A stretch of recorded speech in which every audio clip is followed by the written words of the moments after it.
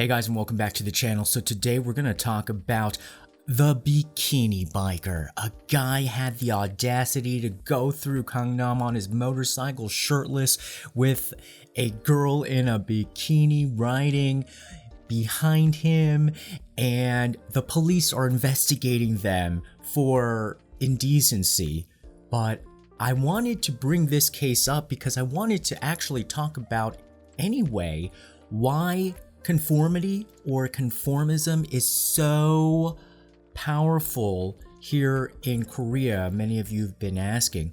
And in our K-beauty review, I'm going to go over a cult fragrance. This is not a K-beauty item or not from Korea, but it, I think, again, falls in the K-beauty category if it's popular among Koreans. And so this is a Byredo. What is up with this cult fragrance? Why do Korean people love cult fragrances so much to try to be different when conformity is so strong? See the dichotomy there? So all that coming up. Stay tuned.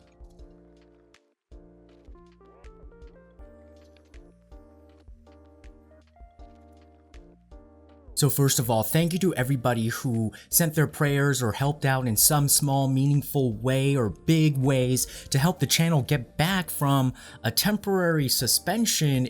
YouTube said it was just a mistake. Maybe it was something that got caught in their bots, and it wasn't even from this channel. Just a tip, if you're doing YouTube, if you're starting things, do not set up multiple YouTube channels with one email account, because I was just experimenting. I was like, oh, maybe I should do some tech reviews. And so I set up a separate channel, but I just did like one video, but apparently that channel like got flagged for some reason, and it sets off a chain reaction so that all of the accounts associated with that channel, if you use the same email to set up multiple channels, they all get taken down. So apparently that's what happened, and YouTube was able to resolve it very quickly. So I'm very grateful for that, and thank you to all of you who have sent your messages of support. So conformity in Korea, like, you know, people are saying like, yeah, why is like conformity so strong? And yet there are people who are always trying to not be overlooked. It's such this internal battle all the time.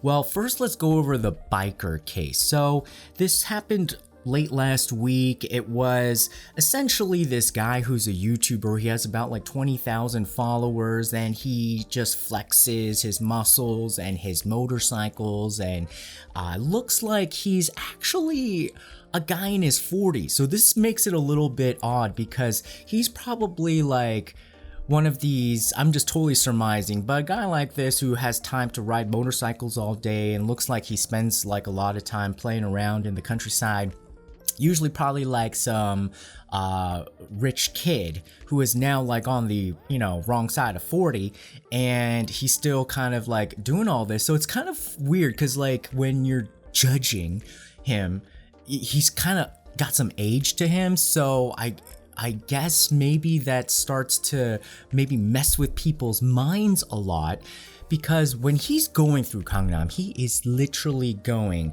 through the streets where all of the workers who basically have sacrificed their lives for this Korean Gangnam dream are toiling away under extreme forms of conformity.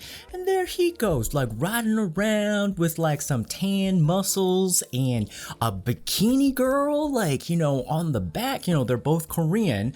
And so this apparently happened more than once, because, or she had a wardrobe change, because one time she was wearing like a cream color bikini, another time she was wearing a red bikini, and, you know, of course it's raining, so that adds an extra element of zhuzh. And they said, though, you know, they were both wearing helmets, they were both going the speed limits, they just wanted to feel the freedom of riding in the rain. And I guess if you're gonna ride in the rain, you should wear a bathing suit so that, you know, quick dry, you know, it's basically like, who wants to be all soggy? And then I guess, you know, maybe he'll wear pants, but yeah, that does make sense. You know, no shirt, but it's not safe. I mean, I wouldn't want to have like, you know, skin abrasions from falling off, but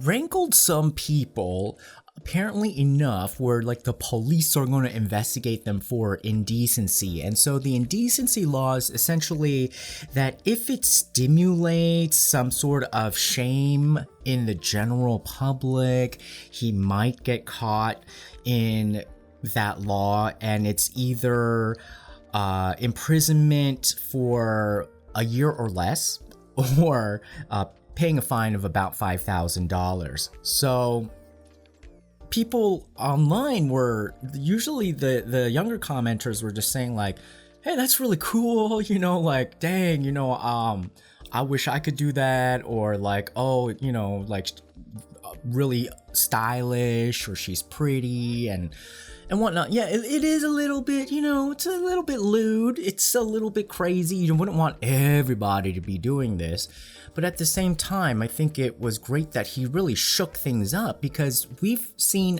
other situations. You know, we have had the semen terrorism, and basically like, you know, these crazy guys spreading it on like people's belongings in like the public transportation, and then the judges ruled that like, oh well, there's no crime there because the object that they spread it on could not feel any shame.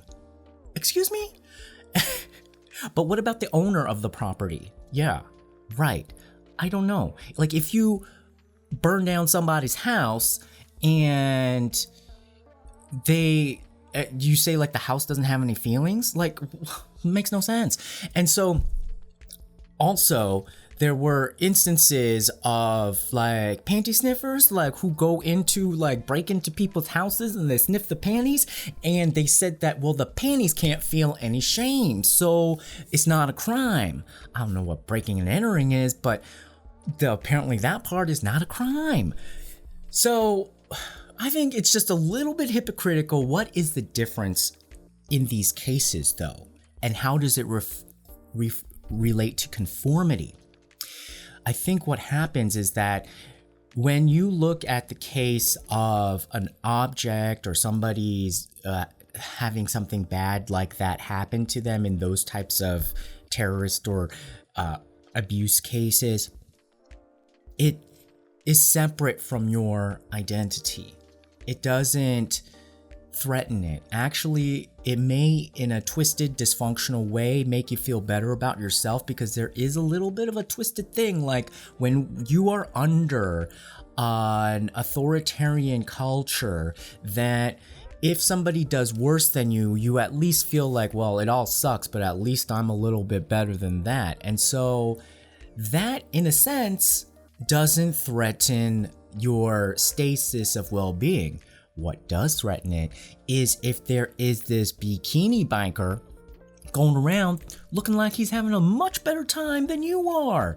And suddenly, is it really about the public morale, or whether it sparks shame in people on that level, like what, you know, like the lascivious level? Or are you being shamed in the sense that like you do not feel like you are living up to your best life because you have chosen the path of conformity, and you are so mad that somebody doesn't have to be conformist? And I have come up against that a lot here in Korea, is that if you stray outside of the box, the stereotype that a lot of people like to have of Asian people is just like, oh, you're just trying to be all conformist. No, actually, it's a sacrifice and a choice. So let's look at it from like not blaming the conformist for a second. It is a choice for safety. It is essentially when you have an unpredictable tyrant, somebody who is gonna basically lash out because they have the power to, and find any sort of reason that might stick out as an opportunity to then go after you, verbal abuse, physical abuse, anything. Then what you're trying to do is eliminate any source of thing that might make you a target. You're trying to keep eyes away from you so that you're not either, people are not jealous of you, or people are not envious of you, or people, are thinking like, oh, well, let's take them down a peg. It is actually a very selfish, self-interested choice. It's not about like, oh, conformity, about like, oh, about the public good and like about like the group. And there are elements of that. And especially in the older world, there was more elements of that when it was in a functional way of using that sort of, hey, let's be on the same page.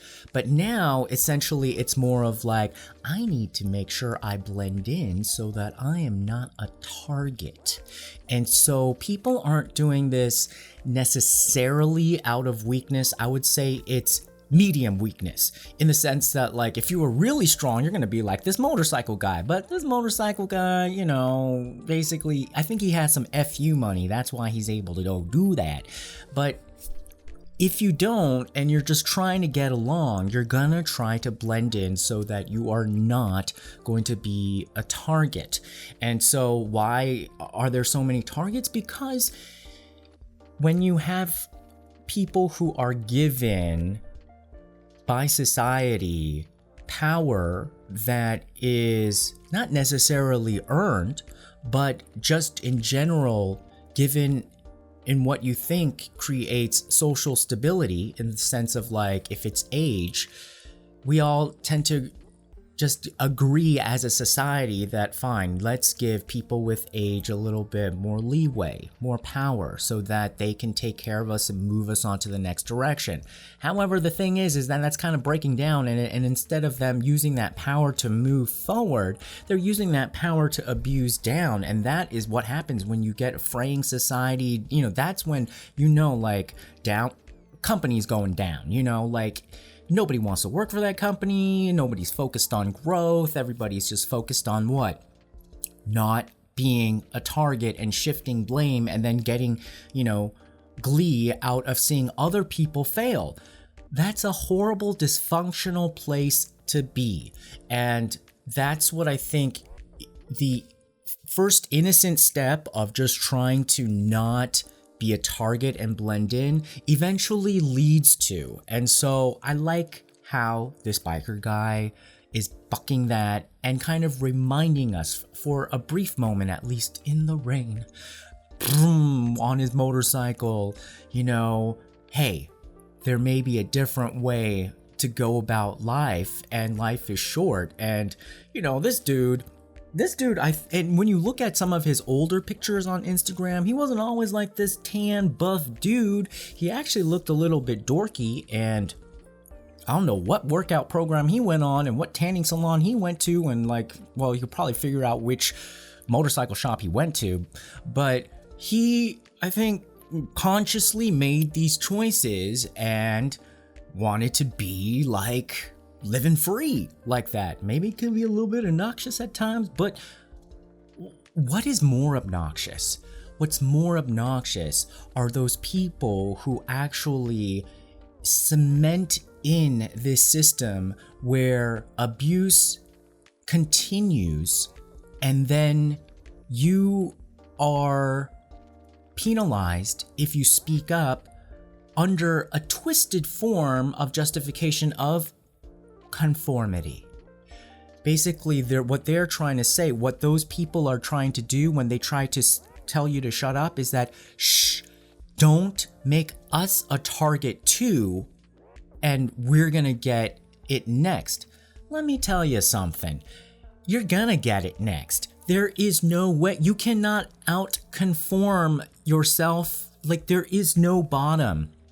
You can't keep conforming and conforming and conforming to trying to get to a place of safety. It's not going to work, because that tyrant is always going to make up some reason that you stick out that you never even thought of. That is why they are an unpredictable tyrant. And in the whole world of narcissism, essentially what these people are trying to do as conformists is do the gray rock method. It's like if you have somebody who's abusive towards you and plays mental mind games and doesn't have a consistency, like one day, like, you know, your conformity is okay, and then the other day the same conformity is kind of like, oh my God, that big red flag, like, why do you do this?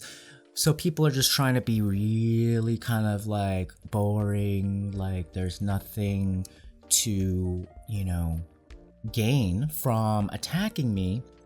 That is essentially, I think, the basis of a lot of this conformity. Okay, so where does that actually maybe have some sort of a benefit if you come to visit Korea? Like when you walk around, you're not gonna see like crazy uncomfortable things. Like I have to admit, you know, in America sometimes it might be a little bit too just free with, you know, some with what you're wearing, to be like, you know, can you tuck some of that in? But in general, when you walk around, that's why you're gonna see kind of like it's just pleasant, you know, everything is just a very mild, you know, way of just navigating through. So that is actually kind of a nice that everybody, you know, kind of settles upon a consistent norm. And that is, I think, fine, okay, if everybody wants to follow a trend. But what then happens is that once you get so much conformity, the human can't take that because everybody wants to be able to have some sort of identity, uniqueness, and their stamp and some sort of mark on this world. And so they're looking to also then be individual but outshine other people as well in this horribly unbalanced environment where you have to get ahead by then doing better than your peers, but then at the same time you have to conform so that you're not attacked by your peers for doing better than them. So you see there's this like constant struggle, and I think that's where people just get mentally tired and they give up and they just conform out of a sense of default safety. And so if you're wondering why there's so much conformity, people are, it's not as if like because they're boring, it's just that it is a choice for safety that they have developed over the years so that they don't get attacked and have a situation where they have no recourse to do anything about it. So it's better to not get into trouble in the first place is basically how they're operating. However, if you want all these things in this new world, this whole world of technological advancement and progress in ideas and innovation, you can't live like that, and you can't ask your society to do that. Otherwise, you can't have your cake and eat it too. You gotta be brave enough to go on a motorcycle, put a bikini girl on the back seat, and then drive to a place where you can eat some cake. Okay? What do you guys think? Do you think it was a little bit odd that he was just like riding around? It was kind of cool. I think it was kind of cool. We'll see. Okay, so case in point about like people trying to stand out. Like, why are you gonna spend so much money on like these cult fragrances and always try to have something new and different? So this is Byredo, and it was started by some guy who was like a basketball player, but then like an art person, and he's like really young. I don't think he's even 40 yet, and he started this years ago. Byredo is a name that he said he came up with based on redolent, which is an old English word for sweet fragrance. And so this was a gift. So apparently Gypsy Water is one of their most iconic fragrances. But you remember like the whole thing with like Diptyque, and I don't know, before that there was like Joe Malone. Like people in Korea, they go crazy over these overpriced, like very cult fragrances. And I was like, is it worth it? Oh my God, it's so expensive. But this is Gypsy Water, and apparently it is An ode to the beauty of Romani culture, unique customs, intimate beliefs, and distinguished way of living. The scent awakens a dream of colorful lifestyle made of innate nomadism, woody notes of pine needle and sandalwood, associated to intense amber and fresh citrus, evoke the fever of gypsy nights spent in the forest. Well, now that I read it like that, it definitely does smell like it. And so apparently this guy has based his philosophy on trying to capture moments or memories. And so that's apparently why there's also simple packaging to make it a little bit more mysterious. I would say though, actually, the scent is true to how they described it. Woody notes, pine. I mean, I'm more of a woody person. I like it a lot. And this is very fresh. And it is good. It is good. But why so much? And it does go to show that, you know, people want to conform, but they want to conform and then be unique or be recognized. So, you know, that is the dichotomy here. And I think that's why people are always like struggling mentally, because they are, they're both very strong drives at a particular purpose and desire.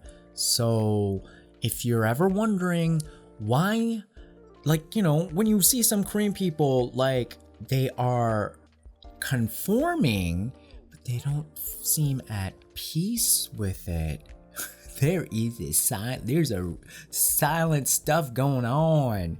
And so it is because it is a byproduct of still a turmoil.